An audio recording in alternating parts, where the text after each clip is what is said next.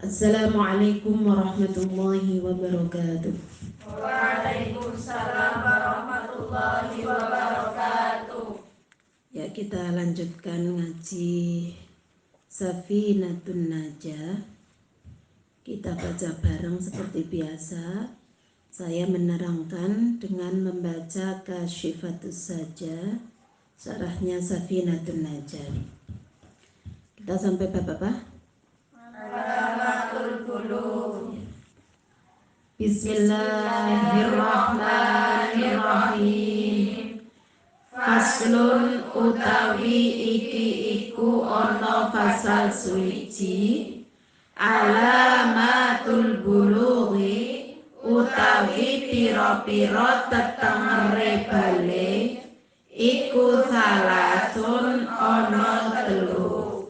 Rupane telu, tamamu khamsa asyarota, sempurnane umur 15, apane sanatan taune, fil zakari ing dalem bocah lanang, wal unsa lan bocah wadon, wal ihtilamu lan metu mani, fil zakari ing dalem bocah lanang, wal unsa lan bocah wadon, litis aisinina krana umur 9 taun, wal haidu lan haid fil unsa ing dalem bocah wadon, litis aisinina krana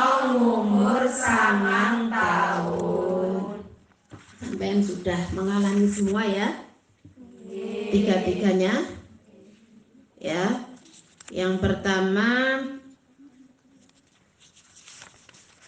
sempurnane ngumur 15 tahun. Sampai sudah ada yang 20. 15 tahun Komariah atau Hijriyah,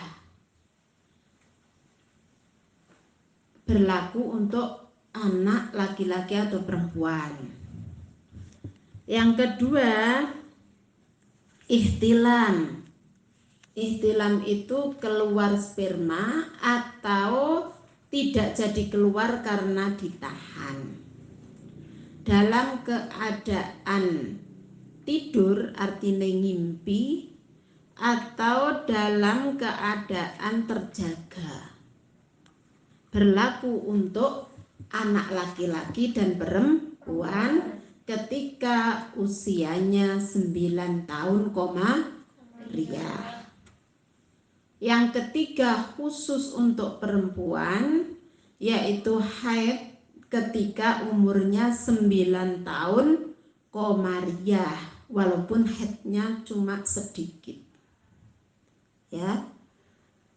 Nah, 3 tanda balik ini terkait dengan usia. Yang usia berdasarkan pada hitungan tahun Komariah atau Hijriyah. Dalam 1 tahun Hijriyah itu kadang 355 hari, kadang 354 hari kira-kiranya karena ada komane. Sedangkan tahun Masehi atau tahun Syamsiyah yang lebih kita kenal ya, dari Januari sampai Desember. Kalau Komariah dari Muharram sampai Dzulhijjah. Syamsiyah atau Masehi itu jumlah tahunnya kadang 365 hari, kadang 366 hari. Jadi selisihnya berapa hari antara tahun Komariah dan Hijriah dalam setahun? 10 atau 11 ya. Nek 9 tahun, katakanlah 10 saja misalnya, 10 kali 9, 90 90 hari sekitar ya, lebih padahal. Nah, sejak dari sekarang nek sing urung sampean kan insya Allah sudah ya, tahun kelahiran, bulan dan tanggalnya itu ada 2 yang semuanya harus diingat dua-duanya ya, terutama yang tahun Hijriah harus diingat karena terkait dengan hukum-hukum balik ya.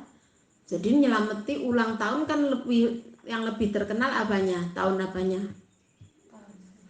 Masehinya kan, lahir tanggal 9 Januari misalnya. Setiap tanggal 9 Januari diselameti.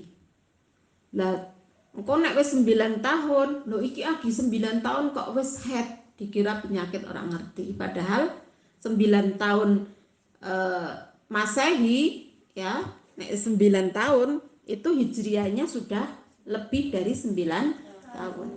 Nah, perempuan yang haid itu 9 tahun kurangnya tidak boleh lebih dari 16 hari.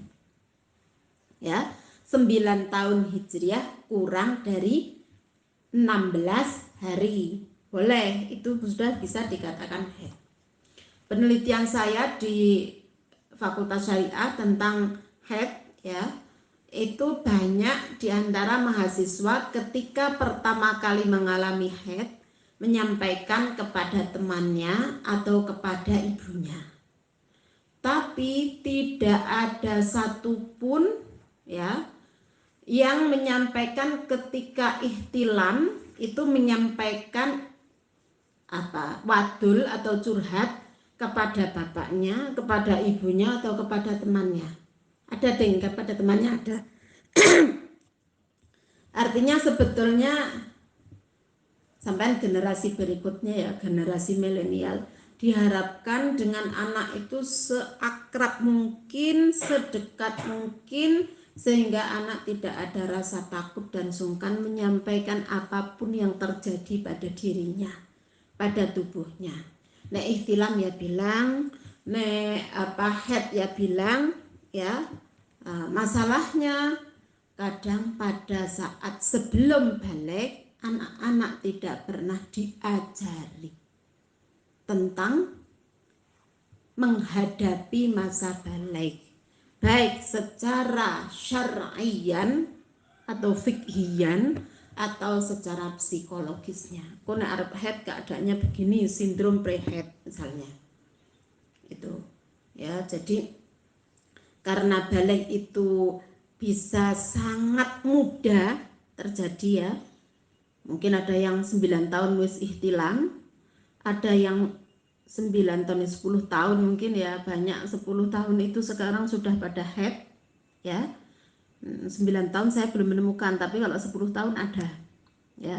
Biasanya yang haidnya lebih awal itu yang gizinya sangat terjamin, informasi tentang tentang seksualitas ya, tentang seksualitas itu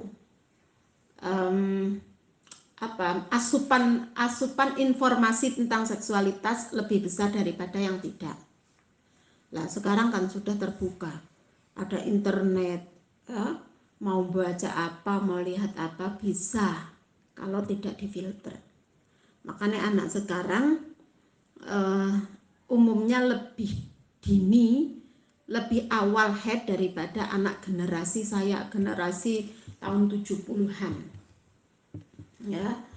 Nah, itu menjadi PR besar kita semua, sampean calon-calon ibu itu ngembenek punya anak, sejak awal anak sudah diajari tentang tentu saja tentang tauhid ya, sesuai dengan umurnya, tentang babagan ibadah mahdhoh, terutama sholat. Berarti kalau diajari sholat otomatis harus diajari sesuci ya, mandi, wudhu, istinja, menghilangkan najis, tayamum kadang-kadang kan, tapi tetap diajarkan. Kemudian sholat, puasa gampang niatnya terutama, sing wajib ditekankan, karena puasanya kan gampang kan. Terus zakat ya mungkin anak itu belum memiliki harta yang wajib dizakati. Selain zakat fitrah yang mengeluarkan orang tuanya. Apalagi haji ya belum. Terutama itu ya, babakan sesuci wudu, mandi, istinja ya, mencuci najis ya sing standar ya, mungkin najis mughaladah kan jarang, najis mukhaffafah jarang ya, najis mutawasithah yang terkait dengan BAB dan terkait dengan darah. Kemudian yang satu sholat ya, sholat syaratnya, rukunnya, yang membatalkannya, standar itu. Syukur-syukur ya ada lembaga khusus atau waktu khusus yang mengajarkan hal itu kepada anak-anak. Alhamdulillah di TPQ ada pengajaran Al-Quran, diajari makhorijul huruf, diajari baca tartil, diajari tajwid, bagus sekali. Lebih bagus lagi kalau integral dengan pendidikan diniyah. Nah, di kampung di tempat saya Fathul Mu'in Wonosobo, sejak zaman biyen ngaji itu dibagi dua, ngaji sekolah Arab khusus Safinah di Apalna dan Aqidatul Awam dan lain sebagainya, dan ngaji bengi. Nah, ngaji bengi itu ngaji khusus Quran karo praktek tajwid ya. Maka Nadham Safinah itu sampean rengeng-rengeng ya, nek punya anak karo mbopong anake, karo ngresiki mandikan dan lain sebagainya, sampean karo diwacana Safinah ini. Safinah sing lagon Jawa itu ya. Namanya balik itu, nama lainnya itu mukallaf ya. Unsur mukallaf itu diantaranya balik ya. Mukallaf itu orang yang sudah terkena beban hukum, wis kudu melaksanakan hukum-hukum syarak yang bisa dikerjakan. Kayak ini tadi sholat ya. Nah, sampean gawe lembaga kursus menjelang balik, payu kira-kira pengajarannya tentang toharoh dari hadas, najis, dan sholat. Nah, payundi karo misalnya TBIH, kelompok bimbingan ibadah haji. Nah, nek KBIH itu hak-hak orang tua dan hak-hak orang yang mampu ya. Tapi nek tentang tadi toharoh puasa atau toharoh sholat ya, itu hak anak menjelang balik. Dalam konteks ini ada nggak yang care, yang peduli terhadap hak anak, hak asasinya untuk bisa melaksanakan ibadahnya yang mahdoh? Belum ada kan?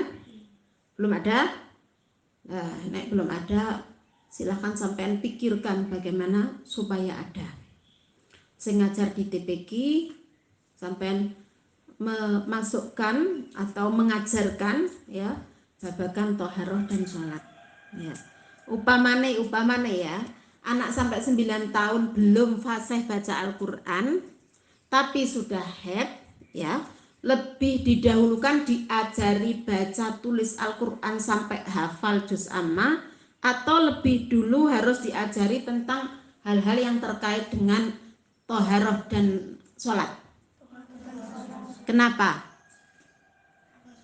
Karena toharoh dan sholat itu nanti menjadi kewajibannya anak. Walaupun anak masih kecil 9 tahun atau 10 tahun, asalkan sudah balik, dia sudah wajib mengerti. Siapa yang harus mengertikan adalah orang tuanya. Tapi nek baca tulis Al-Quran apal juz amma itu belum merupakan kewajiban. Sing wajib Al-Fatihah. Mengapa Al-Fatihah wajib dia kuasai? Betul, karena termasuk rukun sholat ya. Jadi kadang ada yang sudah terjadi tapi perlu direkonstruksi ya. Menan ya Mbak, sampean yang ngajar di TPQ diajarkan baca tulis Al-Quran bagus sekali, tapi jangan lupa ya, jangan lupa bahkan yang utama diajari tentang iya tentang toharoh dan sholat. Paling tidak tentu saja sampean juga wajib mengajari tentang tauhid. Wallahu a'lam bishawab.